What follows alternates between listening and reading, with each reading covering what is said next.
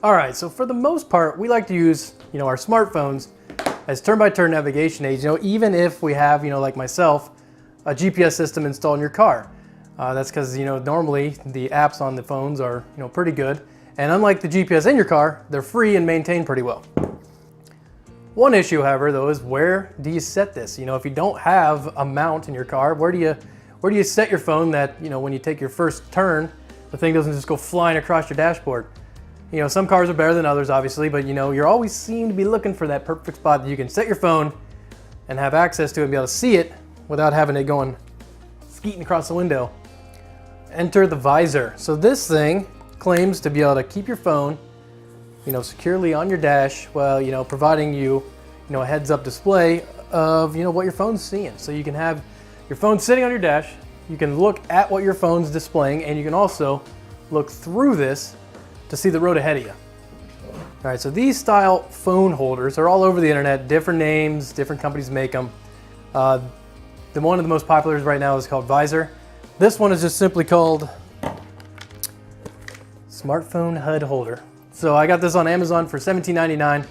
Works the same as all the other ones. So whichever one you want, basically your preference.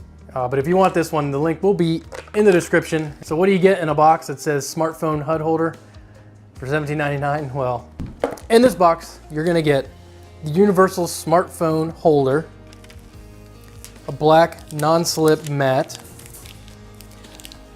a user manual, and then a screen protector for the reflector of your smartphone HUD holder. This HUD holder supports a maximum phone size of 6 inches.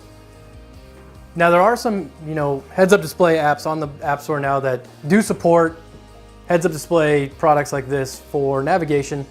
Some other ones that let you see, speedometer, stuff like that. But for the most part, everything I could find either cost money or was straight just junk. And if I'm going to pay money for a phone app, why would I just not pay the extra $200 to get my maps in my car updated? But whatever it is, no matter if you're looking at this like me, you're seeing this saying, that'd be sweet to use with Waze, because I personally think that Waze is one of the best navigation apps out there. And I looked at this thing and said, man, that's going to make my Jeep like a fighter jet. And I'll be like, woo, drive right through Chicago using Waze. It'll be easy peasy. Until I bought it. So I bought this thing, slapped it on my dash, threw Waze on it, and then quickly found out that Waze does not support heads-up displays. So that was a bummer. So this thing basically became worthless as I started looking for the App Store for apps. It has recommended apps that says use with it that cost money. So I ended up just using this thing, as a speedometer just to test its functionality. But yeah, if you're looking at this thing thinking you're going to use Waze with it, you're going to be sad because it doesn't work. So what do I think about this thing? Would I consider it a good buy? Would I recommend buying this thing?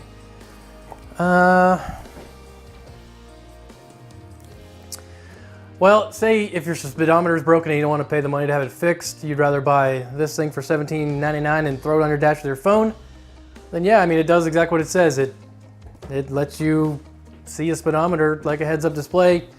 It held my phone on my dash. It didn't slide off or anything. So, for what it does it. But also, I guess if you have endless amounts of money, you don't care about how much an app costs to use it. One of the apps did look good, but it required a subscription, so I never tried it.